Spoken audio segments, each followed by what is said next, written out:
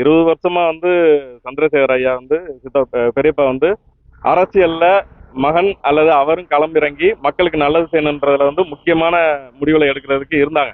இங்க ஊர்ல வந்தப்ப பேச்சுவார்த்தையும் நடத்தினாங்க.